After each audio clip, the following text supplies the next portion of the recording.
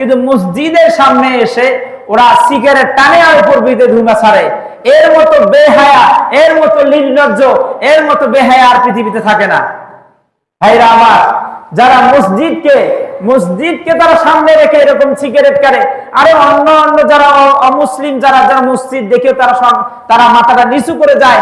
আমরা মুসলমানের ঘরের সন্তান, আমরা মুসলিম নিজেকে দাবি করি, অথচ এই জিনিসটা আমরা মানতে পারি না। আল্লাহ রাব্বুল আলামিন বলেন ওয়ান্নাল মাসাজিদা লিল্লাহি, এটা হচ্ছে আল্লাহর ঘর মসজিদ।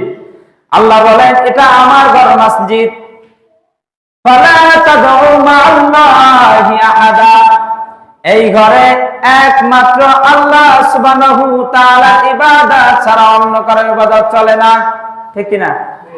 এই ঘরে আল্লাহ সুবহানাহু তাআলা ইবাদত ছাড়া অন্য কারো ইবাদত চলবে না। আল্লাহ বলেন এটা আমার ঘর মসজিদ। এই মসজিদকে আপনারা সংরক্ষণ করতে হবে আমাদেরকে।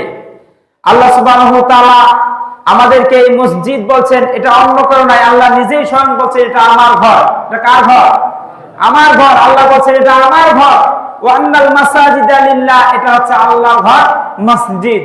তাহলে এই মসজিদকে যদি এটা আল্লাহর ঘর হয়ে থাকে, যদি কোনো একটা প্রধানমন্ত্রী গভর্নর যদি বাড়ি যান আর ওই বাড়িতে যদি আপনি কোন রকম বেয়াদবি করেন, কোন রকম কিছু ময়লা আবর্জনা ফেলান, তাহলে কি আপনাকে বাড়িতে প্রবেশ করতে দেবে? কারণ দেবে না, কারণ এটা একজন গভর্নর প্রেসিডেন্টের বাড়ি। কারণ এখানে আপনাকে যে প্রবেশ করতে হয় তাহলে অনুমতি নিয়ে আপনাকে প্রবেশ করতে হবে, ঠিকই না? আর এখানে যদি কোনো ময়লা ফেলান তাহলে এখানে যারা সিকিউরিটি আছে, গার্ড আছে, তাদেরকে আপনাকে কি বলবে, ভাই এখানে ময়লা ফেলেন, আপনাকে এখানে প্রবেশ করতে দেবে না। আর আল্লাহ রাব্বুল আলামিন বলেন এটা আছে আমার ঘর, এটা আল্লাহর ঘর।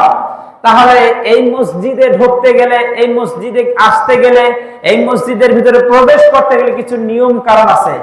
এটা বলছেন আল্লাহর ঘর। যদি একটা সামান্য দুনিয়ার মানুষের যদি এরকম একটা বাড়িতে, তার একটা প্রাসাদে ঢুকতে গেলে এরকম অনুমতি হয়, তাদের প্রয়োজন হয়, তাহলে আল্লাহর ঘরে ঢুকতে গেলে কিছু ভয়ভীতির প্রয়োজন আছে না? এরকম দেখা যায়। আল্লাহ বলেন এটা আমার ঘর, এই ঘরের সাথে কোনো বেয়াদবি চলবে না। আর বলবে না এটা আমার মসজিদ, এটা হচ্ছে আল্লাহর ঘর মসজিদ। ওয়ান্নাল মাসাজিদা লিল্লাহ, এটা হচ্ছে আল্লাহর ঘর মসজিদ। এই মসজিদকে আবাদ করার জন্য, আর মসজিদকে এটা তোমাদেরকে দিয়েছি, যেটা তোমরা যদি ময়লা করে দেখেন, রাসূল সাল্লাল্লাহু আলাইহি সাল্লাম তিনি বলেছেন, একটা হাদিস সংক্ষিপ্ত আমরা বলি, যে ইয়াজিদ ইবনে সাহিব থেকে রাদিয়াল্লাহু তাআলা আনহু বর্ণিত, তিনি বলেন যে মসজিদের মধ্যে যে আমরা টপ করে ভেতরের মধ্যে প্রবেশ করি, রাসূল সাল্লাল্লাহু আলাইহি সাল্লাম বলেছেন তোমরা যখন মসজিদের মধ্যে ঢুকবে, তোমরা যখন মসজিদের মধ্যে প্রবেশ করবে, কিছু নিয়ম আছে। এক নাম্বার নিয়ম হচ্ছে কি, আমি প্রায় বলি যে মসজিদ ঢোকার দোয়াটা ভাই কি জানি, আল্লাহুম্মা আফতাহলি আবওয়াবা রাহমাতিক। আল্লাহকে বলেন আল্লাহুম্মা আফতাহলি আবওয়াবা রাহমাতিক, আল্লাহ আমি তোমার ঘরে প্রবেশ করলাম, আবওয়াবা রাহমাতিক, আল্লাহ তুমি তোমার রহমতের দরজা খুলে দেন। আল্লাহ সুবহানাহু তাআলা বলেন বান্দারে তুমি যখন আমার ঘরের মধ্যে আসো, তুমি আমার মেহমান হয়ে যাও, আর তোমার প্রতি তখন আমি রহমত নাজিল করতে থাকি। সুবহানাল্লাহ। যতক্ষণ পর্যন্ত এই মসজিদে থাকবেন ততক্ষণ পর্যন্ত আল্লাহর রহমত নাজিল হতেই থাকবে। কিন্তু দুঃখজনক, আমরা যখন মসজিদের মধ্যে এসে আমাদের কি যে হুড়োহুড়ি শুরু হয়ে যায়, বাইরে যে কি হয়ে যায়, যে মনে হয় টপপুর এখান থেকে বাইরে হইলে মনে হচ্ছে আপনি জান্নাতে পৌঁছবেন, অথচ এটাই হচ্ছে রহমতের জায়গা। এটা কি পৃথিবীতে সবচেয়ে জঘন্যতম জায়গার নাম কি বলেন তো দেখি? বাজার। এই জানা আছে আপনাদের? তাহলে আর সবচেয়ে উৎকৃষ্ট সম্মানিত রহমত সেই জায়গাটার নাম কি? মসজিদ। পৃথিবীতে যদি জায়গা থেকে থাকে ভালো জায়গা, রহমতের জায়গা, মাফ করার জায়গা, সেটার নাম হচ্ছে কি? মসজিদ। আল্লাহর মাসাজিদ, এটা হচ্ছে আল্লাহর ঘর মসজিদ, যেটা বলছিলাম। তাহলে এই মসজিদকে আমরা এখন দেখা যায় মসজিদের সাথে আমরা অনেক রকমের বেয়াদবি করি। যে ক্বালা কুনতা ফিল মাসাজিদি ফাহাসাবানি রাজুল, এই সাহাবী বলতেছেন, ইয়াজিদ সাহাবী বলতেছেন আমি মসজিদের মধ্যে বসেছিলাম, মানে আল্লাহর ইবাদতে ছিলাম। ফাহাসাবানি রাজুল, পেছন থেকে আমাকে একটা পাথর দিয়ে, মানে ছোট একটি পাথর দিয়ে ঢেল মারলো। ফানাযারতু, আমি নজর করে দেখলাম, ফাইদা ওমর ইবনুল খাত্তাব রাদিয়াল্লাহু তাআলা আনহু, এটা অন্য কোন নয়, অর্ধ পৃথিবীর খলিফা হযরত ওমর ফারুক রাদিয়াল্লাহু তাআলা আনহু, তিনি একটা কি করলেন, পাথর দিয়ে, ছোট্ট একটা পাথর দিয়ে নিক্ষেপ করলেন, তাকে ইশারা করলেন, ফাকালা ইযহাব ফাতানি বিহাদাইনি, তুমি এদিকে আসো, এদিকে আসো, ফাজিতু বিহিমা, এই যে দুইটি লোক আছে এখানে গল্প করতেছে, এই লোক দুটিকে ডেকে নিয়ে আসো। কে বললেন? হযরত ওমর ওই সাহাবীকে বলতেছেন, তুমি যাও, এই লোক দুটিকে তুমি ডেকে নিয়ে আসো। ফাকালা মিন আইনা আনতুমা, জিজ্ঞাসা করা হলো, ফাকালা মিন আহলি তাইফ, তোমার কি এখানে বাসা? লোক দুটিকে বললেন, তোমার কি এখানে বাসা? লোক দুটি বললেন, ফাকালা লা কুনতা ফিল আহলিল বালাদ, না, আমাদের এখানে বাসা না। ওমর ফারুক রাদিয়াল্লাহু তাআলা আনহু বললেন, জাতুকুমা, তোমাদের যদি এখানে বাসা হইতো তোমাদেরকে আমি কঠিন শাস্তি দিতাম। কে বললেন?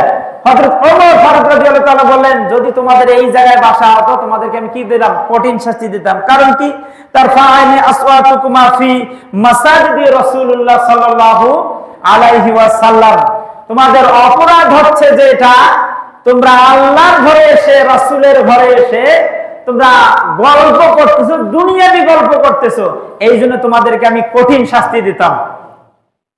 তাহলে দেখেন এই হাদিসের দিকে তাকান, যদি হযরত ওমর ফারুক রাদিয়াল্লাহু তাআলা আনহু বেঁচে থাকতেন, আর আমরা যে মসজিদগুলোতে আজকে যেরকম হাট বাজার চিল্লাচিল্লি, এত চিল্লাচিল্লি শুরু হয়ে যায়, মনে হয় কিছু সময়ের মধ্যে মনে হয় এটা মসজিদ না, এরকম কি হয় না ভাই?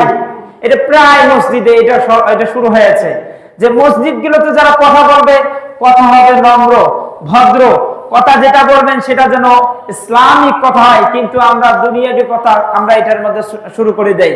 তাহলে যদি ওমরের মতো যদি এখানে ক্ষমতা থাকতো, ওমরের মতো যদি শাসন থাকতো, তাহলে কি আমরা মসজিদের মধ্যে কথাবার্তা বলতে পারতাম?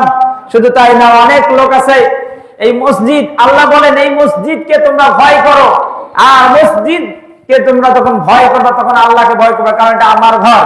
আল্লাহ বলছেন ওয়ান্নাল মাসাজিদা লিল্লাহ, এটা আমার ঘর, এই ঘরে কোনো রকম বেয়াদবি চলবে না, আশেপাশে কোনো বেয়াদবি চলবে না। অনেক জায়গা দেখা যায়, এখানেও প্রায় দেখা যায় যে মসজিদের সামনে এসে অনেক লোক, অন্য অন্য জায়গায় খায় সেটা মানা যায়, কিন্তু মসজিদের সামনে এসে ওরা সিগারেট টানে আর উপর বিতে ধুমা ছাড়ে। এর মতো বেহায়া, এর মতো নির্লজ্জ, এর মতো বেহায়া আর পৃথিবীতে থাকে না। ভাইরা আমার, যারা মসজিদকে তারা সামনে রেখে এরকম সিগারেট কারে, আরে অন্য অন্য যারা অমুসলিম, যারা মসজিদ দেখে তারা মাথাটা নিচু করে যায়। আমরা মুসলমানের ঘরের সন্তান, আমরা মুসলিম নিজেকে দাবি করি, অথচ এই জিনিসটা আমরা মানতে পারি না।